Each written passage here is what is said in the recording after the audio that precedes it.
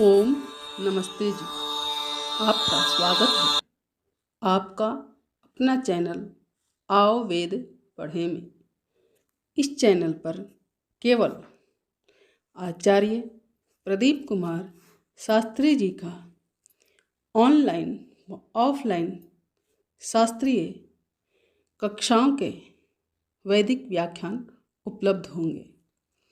अपने चैनल पर आने वाले वीडियो की सूचना पाना चाहते हैं तो लाइक और सब्सक्राइब करें तथा घंटी के बटन को दबाएं, जिससे कि वीडियो अपलोड होते ही सबसे पहले सूचना पा सकें। वेद पढ़ें पढ़ाएं, सुने सुनाएं, वेद का संदेश घर घर पहुंचाएं।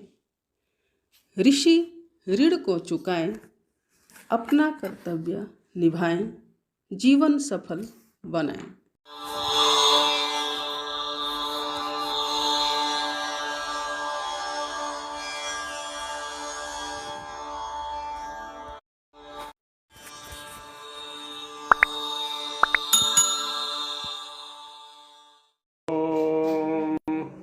सहनावतु सहनो भुनक्तु सह वीर्यं करवावहै तेजस्विनावधीतमस्तु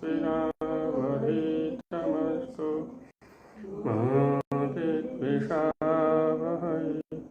ओम शांति शांति शांति। कल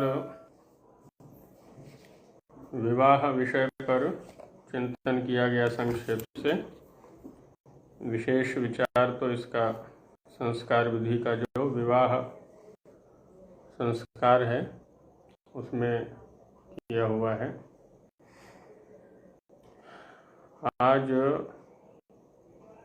नियोग विषय पर संक्षेप से चर्चा की जाती है। नियोग शब्द में नि उपसर्ग पूर्वक युज धातु है, युजिर योगे। जैसे नियुक्ति होती है ना, बाहर किसी कार्य विशेष में नियुक्ति की जाती है, कंपनी में या और कोई सरकारी नियुक्ति है कार्य विशेष के लिए। और वो जो नियुक्ति है, नियोग है, उसका संबंध उस कार्य विशेष तक ही सीमित रहता है और उतने काल के लिए ही सीमित रहता है, उससे अधिक नहीं होता। उसके जो अधिकार हैं वो सीमित हैं। जिस कार्य के लिए जितने काल के लिए जो नियुक्त है, तो उसी कार्य और उतने काल के लिए ही उसके अधिकार होते हैं। तो यहाँ पर जैसे पहले विवाह प्रसंग था, विवाह प्रसंग में चयन है, उसमें स्वयंवर को अधिक अच्छा माना हुआ है स्वामी जी महाराज ने। वहाँ पति और पत्नी ये शब्द हैं, भार्या भर्ता ये शब्द हैं,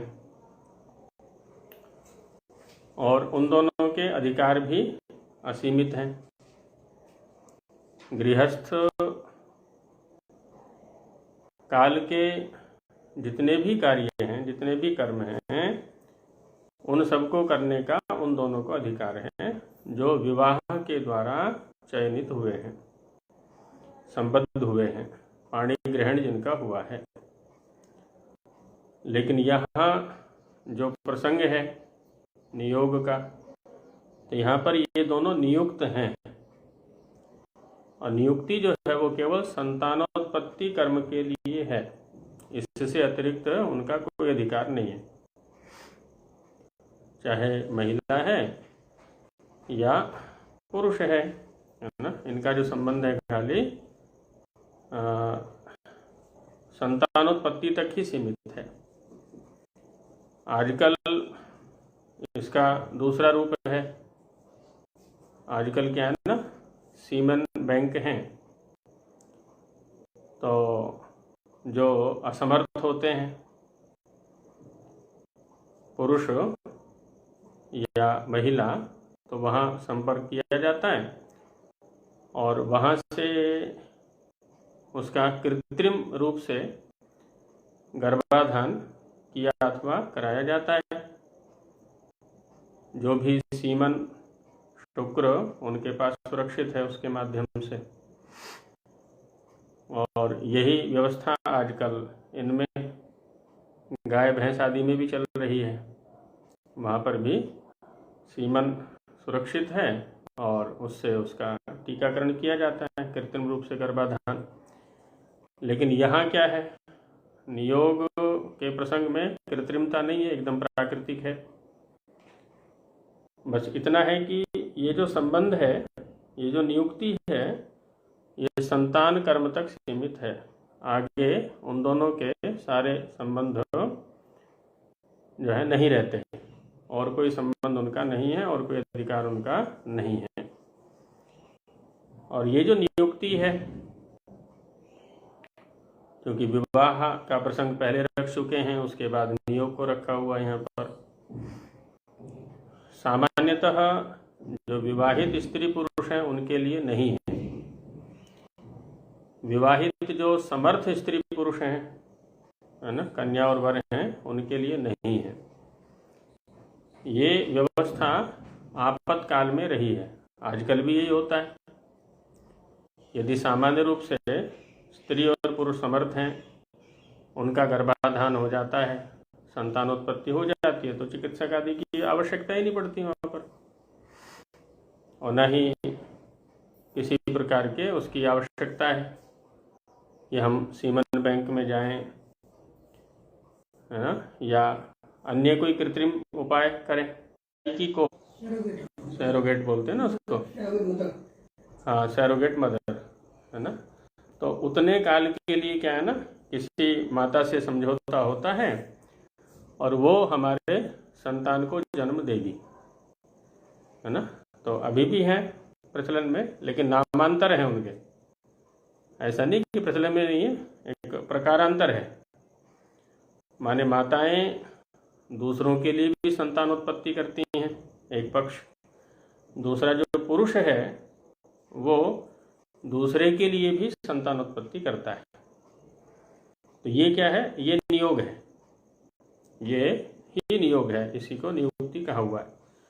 अब जो सैरोगेट मदर है, जो किराए की कोख दे रही है, तो उसका संबंध केवल उस संतान तक ही सीमित है, बस। उसके आगे उसका उस पुरुष के साथ में कोई संबंध नहीं है, ना उसकी प्रॉपर्टी से है ना उससे है। बस वो संतान को उत्पन्न करेगी, उसको सौंप देगी। ऐसी ये पुरुष है। अब चूंकि उसका पति समर्थ नहीं है, या मर गया है, या और कोई परिस्थिति हो सकती है, तो ये उसके लिए गर्भाधान करेगा और केवल उतने तक ही संबंध सीमित है, उससे आगे और कोई संबंध इन दोनों के बीच में नहीं है। न ही किसी प्रॉपर्टी आदि का है, न किसी वंश परंपरा का है। और वो जो संतान है वो उसी की होगी जिसके लिए वो उत्पन्न की जा रही है। जैसे इधर किराए पर कोख ली गई है, सैरोगेट मदर है, तो वो संतान उस माता की नहीं कहलाती, अपितु जिसके लिए वो उत्पन्न कर रही है उसकी संतान है, उसी का उत्तराधिकारी वो बनती है।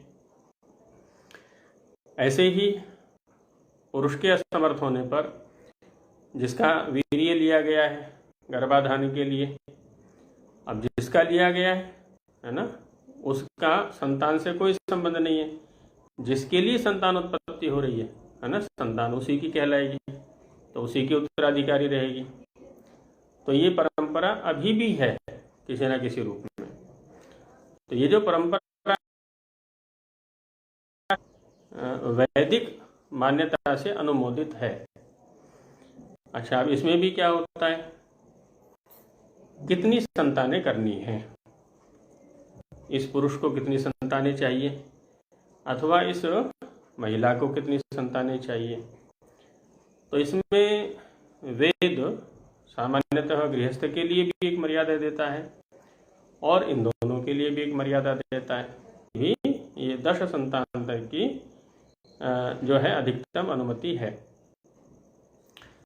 अब यहाँ एक चीज और है, ये कोई अनिवार्य पक्ष नहीं है। जैसे कहा ना कि ये आपद धर्म है, आपत्काल है, और आपत्काल कभी भी सामान्य नहीं हुआ करता, वो सामान्य विधान नहीं है। यदि कोई स्त्री पुरुष है ना, पहली बात तो ये है कि विवाह की अनिवार्यता नहीं है कि विवाह करना ही है। यदि बिना विवाह किए वो मुक्ति आदि के लिए यत्न कर सकते हैं, उच्च वैराग्य युक्त हो करके तो करें, आवश्यक नहीं है कि गृहस्थ में जाना ही है। अच्छा, अब गृहस्थ में चले गए, लेकिन किसी या तो दोनों में से किसी एक की मृत्यु हो गई, अथवा दोनों में से कोई एक संतानोत्पत्ति में असमर्थ है, जिसको बांझपन कहा जाता है, सामान्य भाषा में वंध्यात्व कहा जाता है। उसके गर्भाशय में उसके डिंब निर्माण नहीं हो रहा है महिला को, अथवा पुरुष के शुक्र में विकृति है, शुक्राणु नहीं है इसको, या शुक्राणु नहीं बन रहे हैं, आदि आदि। या तो औषधियों का प्रयोग करके वो अपनी स्वस्थ स्थिति को ला सकते हैं, दोनों के दोनों ला करके फिर अपने संतानोत्पत्ति कर लें, तब तो कोई समस्या ही नहीं है। और यदि वो सब संभव नहीं होते रहें, लेकिन यदि वंश वृद्धि करना चाहते हैं, अपना उत्तराधिकारी चाहते हैं, क्योंकि लगभग तो इसलिए जो कुछ लोग इस पक्ष को लेकर के आरोप प्राय लगाया करते हैं, ये तो व्यभिचार जैसा हो गया है ना, महिला भी व्यभिचारिणी हो। इसमें ऋग्वेद से एक मंत्र लिया जिसमें एक उपमा दी गई है, और उपमा से इस बात को का संकेत प्राप्त हो रहा है कि दूसरे पुरुष से भी संतान उत्पत्ति हो सकती है। जैसे इसमें देते हैं, ओम, 3 मंत्र आरंभ में दिए हैं। इन 3 मंत्रों को पढ़ के स्वामी जी का ही भाष्य आगे पढ़ लेंगे, वहीं चल के चिंतन कर लेंगे। यम नारी पतिलोकम ऋणाना निपद्यत उपत्वामर्त्य प्रेतम धर्म पुराणम अनुपालयन्ति तस्यै प्रजां द्रविणं चेह देहि उदीर्ष्वनाद्यभिजीवलोकं गतासुम् उपशेष एहि हस्तग्राभस्य दिदिशोस्तवेदं पत्युर्जनित्वम् अभिसंबभूथ। भाष्य में कहते हैं स्वामी जी, येषाम् अभिप्रायः अत्र विधवा अस्त्रीक नियोग व्यवस्था विधीयते, है ना। एक तो विधवा, विगतः धवः यस्याः सा विधवा, धव कहते हैं पति को, जिसका पति नष्ट हो गया है, ऐसी जो स्त्री है। और अस्त्रीक, जिसकी स्त्री नहीं है, स्त्री नहीं है अथवा स्त्री असमर्थ है। ऐसे ही पुरुष नहीं है अथवा पुरुष होते हुए भी असमर्थ है। दोनों ही दशाओं में ये नियोग व्यवस्था विधीयते, नियोग की व्यवस्था यहाँ पर कही जा रही है। तो इसमें कह रहे हैं कि हे विवाहितौ स्त्री पुरुषौ, क्योंकि द्विवचन से संबोधन है, तो हे विवाहितो स्त्री पुरुषो युवाम, तुम दोनों, कुह कस्मिन स्थाने, है ना, कुह माने कहाँ, कस्मिन स्थाने, दोषा, दोषा शब्द रात्रि के लिए आता है संस्कृत में, तो इसलिए कहते हैं कि रात्रौ वसथ, तुम दोनों रात्रि पे कहाँ रहते हो। कुह वस्तु अश्विना, और वस्तु शब्द या वस्तु शब्द जो है ना दिन के लिए आता है। तो दिवसे च कुह वासम कुरुता, तुम दोनों रात्रि में कहाँ रहते हो और दिन में कहाँ रहते हो। और कुहाभिपित्वम, कुह अभिपित्वम अर्थात प्राप्तिम कुरुथा, कहाँ तुम दोनों प्राप्त होते हो, मिलते हो। पहले वैसे ये व्यवस्थाएं राजा की ओर से धर्मशालाओं में की जाती थी। धर्मशाला में एक धर्मशाला अध्यक्ष वहाँ पर रहता था। अब कोई भी अतिथि वहाँ आते थे तो उनसे सब प्रश्न पूछे जाते थे कि कल रात्रि कहाँ रहे थे आप, दिन में कहाँ रहे थे, कहाँ से आए, आप दोनों कहाँ मिले, आदि आदि। ये प्रसंग प्राय वहाँ पर चलते रहते थे अतिथि शालाओं में, या धर्मशाला आजकल बोल देते हैं जिसको। कोई आवास नहीं करता, लेकिन जिसको भी आवश्यकता होती है तात्कालिक रूप से 1-2 दिन के लिए वो आकर के वहाँ पर रुक जाता है।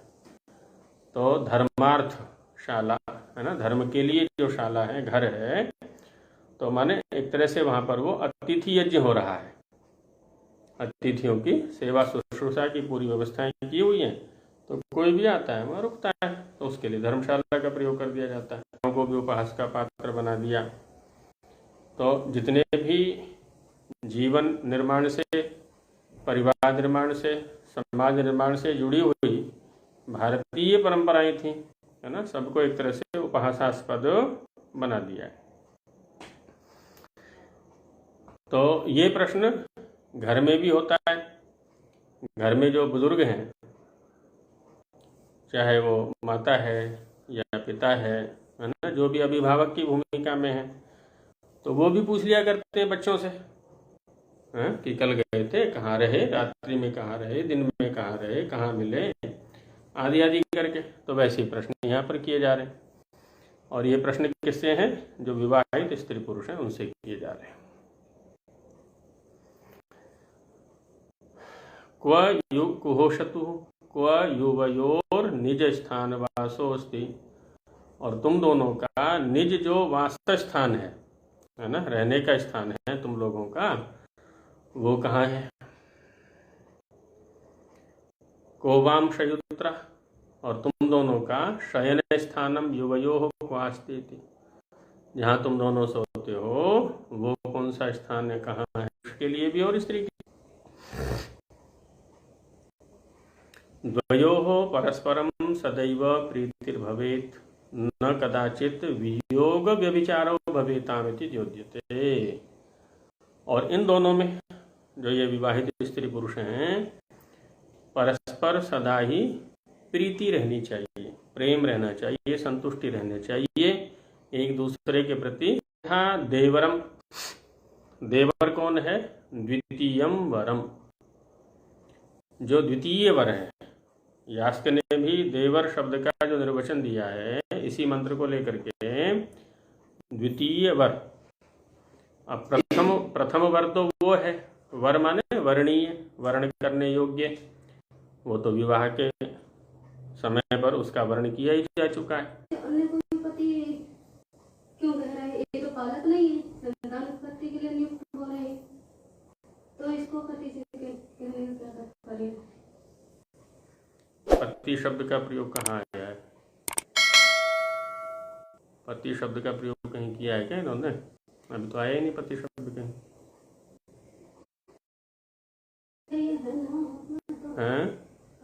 नियुक्त स्त्री, नियुक्त पुरुष, और यदि पति शब्द का भी कहीं प्रयोग होगा तो पति सदृश, जैसे पति गर्भाधानादि कर्म में नियुक्त होता है, वैसे ही केवल उतने तक सीमित है, बाकी और कुछ नहीं, यदि लेते भी हैं तो।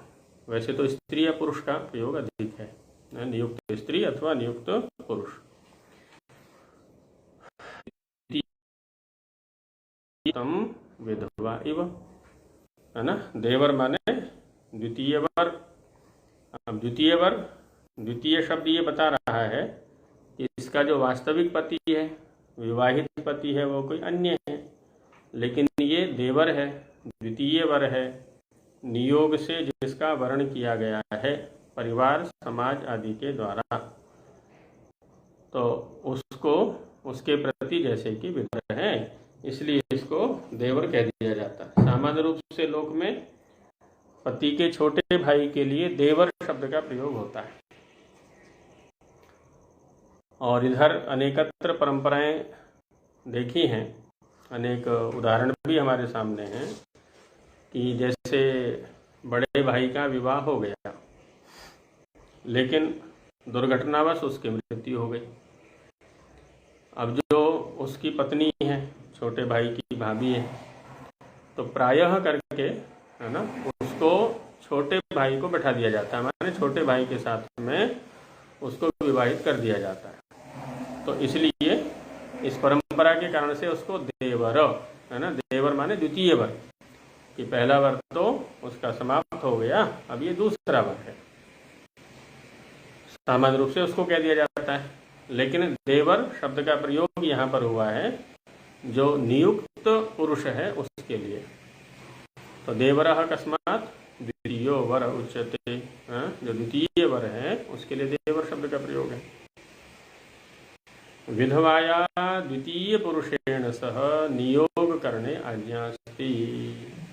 तो इस प्रकार से यहाँ पर क्या संकेत मिल रहा है कि विधवेव देवरम, ध्यान ये भी रखना है यहाँ पर। देखिए, विधवा शब्द का प्रयोग है और देवर शब्द का प्रयोग है।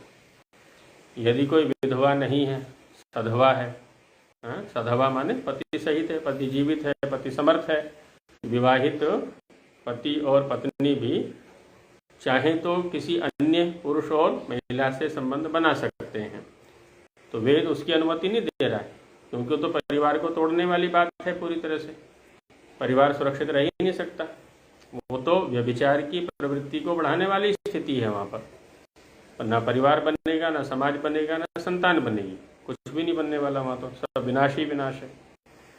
तो यहाँ पर वेद में क्या है ना, विधवा शब्द का साथ में प्रयोग किया है कि द्वितीय वर की जो अनुमति है वो केवल विधवा के लिए है।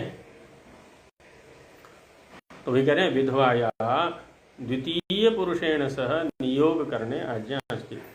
जो विधवा है उसी को द्वितीय पुरुषेण सह, दूसरे पुरुष, द्वितीय शब्द का प्रयोग है यहाँ पर पति की दृष्टि से, जो उसका अपना विवाहित पति था उसकी दृष्टि से, तो द्वितीय पुरुष के साथ में नियोग करने के लिए, है ना, आज्ञा है। तथा पुरुषस्य च विधवया सह, है ना, दोनों और मर्यादाएं हो गई हैं यहाँ पर, देवर और विधवा शब्दों से दोनों और मर्यादा हो गई यहाँ पर, कि इसको भी जो अनुमति है वो केवल विधवा के लिए है, सधवा के लिए नहीं है। और उधर पुरुष के साथ जो नियुक्ति की स्थिति है वो विधवा के लिए है, अन्य के लिए नहीं है। तथा पुरुषस्य च विधवया सह, है ना, पुरुष को जो अनुमति है वो विधवा के साथ में है। विधवा स्त्री मृतक स्त्रीक पुरुषेण सहैव, और आगे खोल देते हैं इसी विषय को, नहीं है, क्योंकि देवर शब्द का प्रयोग कर दिया है यहाँ पर, विधवा शब्द का प्रयोग कर दिया है। तो दोनों और मर्यादाएं निश्चित कर दी गई हैं कि ये कुमार के साथ नियोग नहीं कर सकती विधवा, और जो पुरुष है वो कुमारी के साथ नहीं कर सकता, विधवा और हाँ विधुर जैसी स्थिति। जो प्रथम विवाह होता है, जो एक अवस्था विशेष में, अवस्था विशेष क्या है, अवस्था पूर्ण होने पर जो एक विवाह के लिए अवस्था अनुकूल है, तो उस समय जो विवाह होता है, विवाह होने पर जो स्त्री और पुरुष में परस्पर प्रीति होती है, वह प्रीति लगभग पुनर्विवाह में प्राप्त नहीं होती है। ब्राह्मण, क्षत्रिय और वैश्य, तो जो हाँ, नैव द्विजेषु द्वितीय वारम विवाहो विधीयते, द्विजों में, क्योंकि द्विज जो है वो बुद्धिपूर्वक चला करते हैं, एक मर्यादा पूर्वक चला। यहाँ पर भी ऐसा नहीं, तस्य विद्या व्यवहार रहितत्वात्, हेतु दे दिया यहाँ पर, देखिए, क्योंकि वो जो शूद्र है उसमें क्या है, विद्या व्यवहार नहीं है, विद्या पूर्वक चलने की स्थिति नहीं है, भोग प्रधान स्थिति है। और यदि इनमें से भी कोई पुनर्विवाह करना चाहे तो फिर वो भी शूद्रों में गिना जाएगा, क्योंकि उनके अनुकूल कर्म कर रहा है वो। नियोजितौ स्त्री पुरुषौ कथम परस्परम वर्तेताम इत्यत्र आह। जो संतानोत्पत्ति के लिए नियोजित स्त्री और पुरुष हैं उनका व्यवहार परस्पर कैसा होना चाहिए। पुनर्विवाह के लिए मना किया है? द्विजों में, द्विजों हाँ द्विजों में नहीं है, ब्राह्मण स्त्री वैश्य, ब्राह्मण क्षत्रिय और वैश्य है ना, शूद्रों में है। हालांकि नहीं, निषेध नहीं है, यदि वो भी करना चाहते हैं तो फिर वो भी शूद्रों में गिने जाएंगे। उसमें होता क्या है ना, क्योंकि वैदिक व्यवस्था में है ना, एक तो है आजकल की व्यवस्था देखी जाए तो अधिकतम शूद्रों की स्थिति है, द्विजों की स्थिति है ही नहीं। ब्राह्मण है वो भी शूद्र कोटि में प्राप्त हैं, क्षत्रिय हैं वो भी शूद्र कोटि में प्राप्त हैं, वैश्य हैं शूद्र कोटि में प्राप्त हैं। क्योंकि द्विज कौन है, जन्म से तो द्विज नहीं है ना, द्विज वह है जिसने वेदाध्ययन किया है ना। हम मंत्र पाठ करते हैं ना, स्तुता मया वरदा वेद माता प्रचोदयन्ताम पावमानी द्विजानाम। वेद माता पवित्र करती है, लेकिन किसको पवित्र करती है? जो द्विज होते हैं, जो दूसरा जन्म लेते हैं। दूसरा जन्म जो आचार्य के गर्भ से या विद्या के गर्भ से होता है ना, तो वो दूसरा जन्म होता है। प्रथम जन्म तो अपनी माता से हो गया, जननी से हो गया।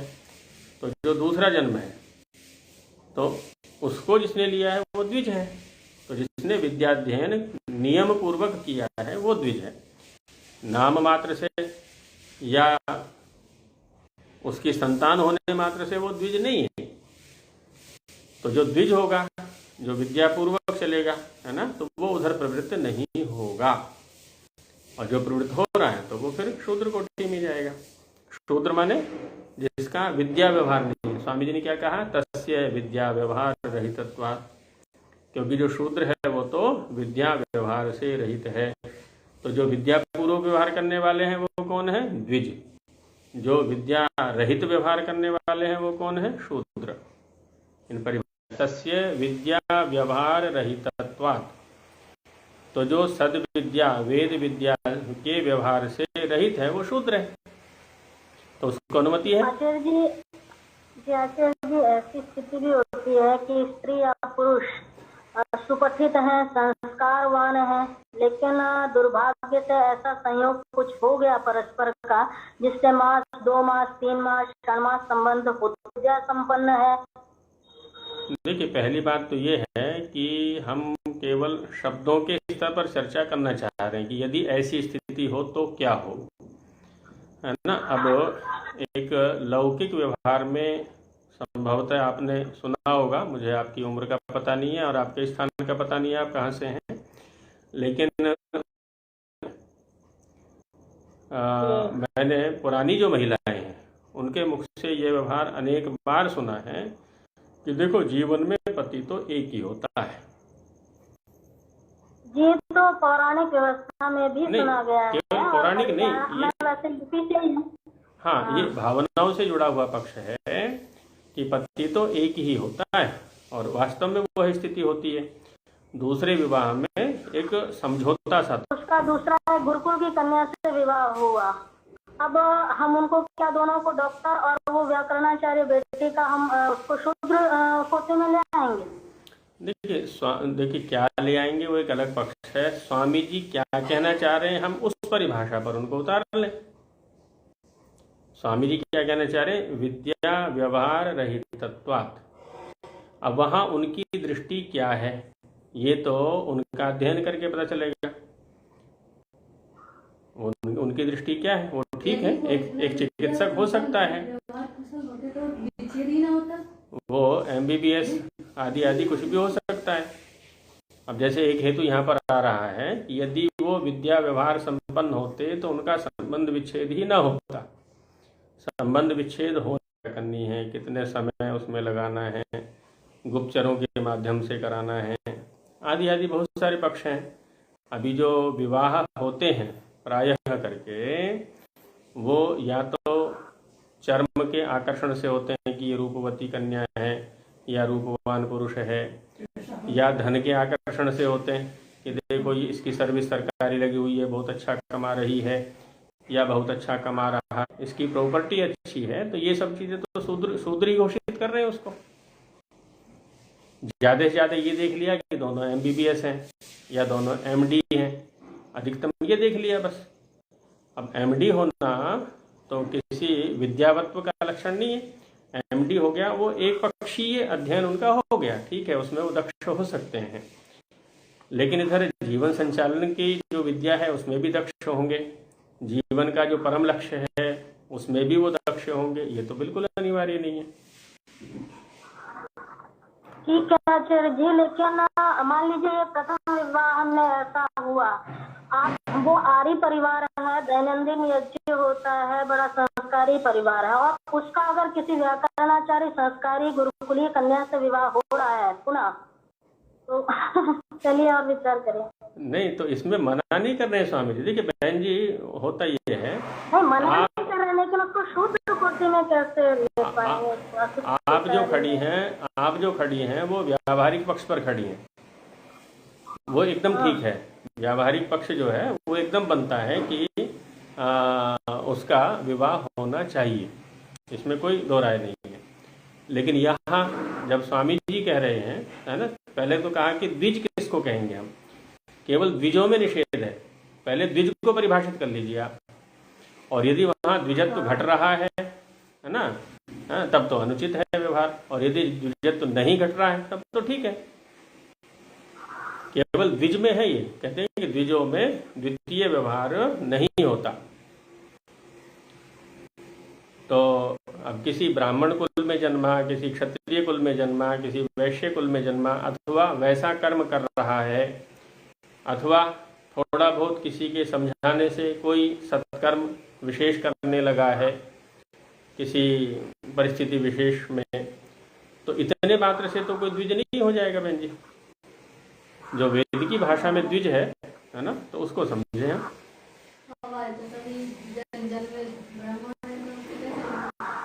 तो हम क्या करते हैं ना, बाह्य, जैसे इसमें ऋषि क्या कहते हैं, न लिंगम धर्म कारणम, कोई भी बाह्य चिन्ह धर्म का परिचायक नहीं होता। धर्म है इसलिए लिंग धारण किया जाता है, उसकी आंतरिक स्थिति वैसी है, इसलिए कोई सफेद कपड़े पहन रहा है, कोई लाल पहन रहा है, कोई पीले पहन रहा है, कोई यज्ञोपवीत रख रहा है, कोई शिखा रख रहा है, कोई खड़ाऊ पहन रहा है, आंतरिक स्थिति वैसी है इसलिए पहने। इनको पहनने वाला प्रत्येक व्यक्ति पवित्र है या द्विज है आदि आदि, वो नहीं हो सकता। तो अब इन दोनों का परस्पर व्यवहार कैसा होना चाहिए उसको दिखाते हैं द्वितीय मंत्र में। द्वितीय पंक्ति जो उत्तरार्ध है मंत्र का, कहते हैं मरियम न योषा यथा विवाहितम मनुष्यम सधस्थे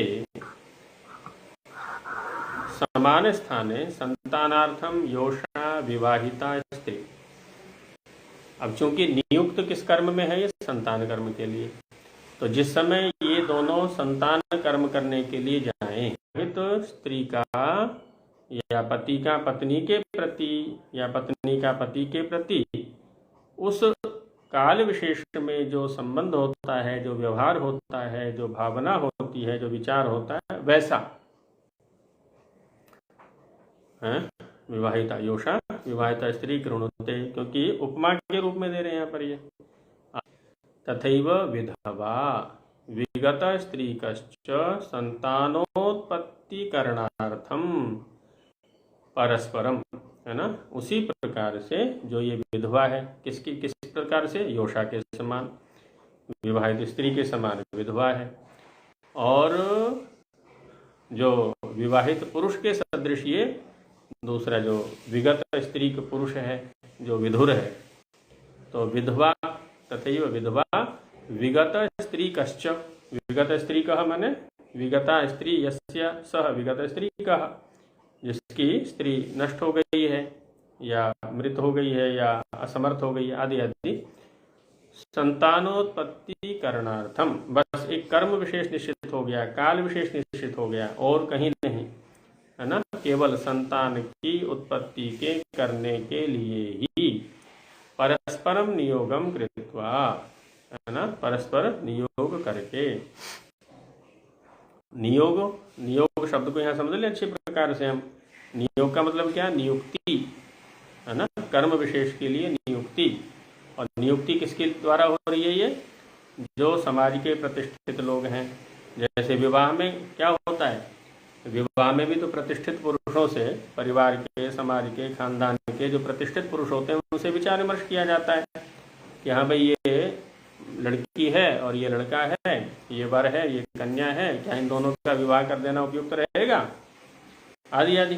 तो वैसे यहाँ पर भी ये विधवा है और ये विधुर है, क्या इन दोनों की नियुक्ति की जाए संतान कर्म के लिए? तो वहाँ पर भी गुण कर्म स्वभाव आदि देखे जाएंगे। जो जिनका गुणक्रम स्वभाव तुल्य होगा तो उन्हीं की नियुक्ति परस्पर की जाएगी संतान कर्म के लिए। और परिवार की भी सहमति है, परस्पर दोनों एक दूसरे की भी सहमति है ना, पूरा वही प्रकरण है सारा का सारा। स्वेच्छाचार बिल्कुल नहीं है, स्वच्छंदाचार बिल्कुल नहीं है ना, स्वैरी या स्वैरिणी वाली स्थिति बिल्कुल भी नहीं है, यहाँ पर नियुक्त है। तो नियोगम कृत्वा, है ना, एक दूसरे का नियोग माने नियुक्त हो करके, विवाहित स्त्री पुरुषवत, है ना, संतान कर्म के लिए खाली, और कोई कर्म नहीं है यहाँ पर, और कोई व्यवहार नहीं है, इसलिए कह दिया संतानोत्पत्ति करणार्थम, संतान की उत्पत्ति करने के लिए ही विवाहित स्त्री पुरुषवत, है ना, जो जैसे विवाहित और स्त्री, विवाहित स्त्री और विवाहित पुरुष व्यवहार करते हैं संतान कर्म के लिए, गर्भाधान विधि के लिए, वैसे ही ये दोनों भी वर्ते याताम, वर्ताव करें, व्यवहार करें, हैं। तो यहाँ तक इनका संबंध है। यहाँ इस कर्म के लिए, इस काल के लिए ही खाली इनकी नियुक्ति है, इसके अतिरिक्त और कोई इनका कर्तव्य नहीं है यहाँ पर। इत्यादि चर्चा और आगे करेंगे, आज इतना ही रखते हैं। ओम सहना भवतु सहनौ भुनक्तु सह वीर्यं कर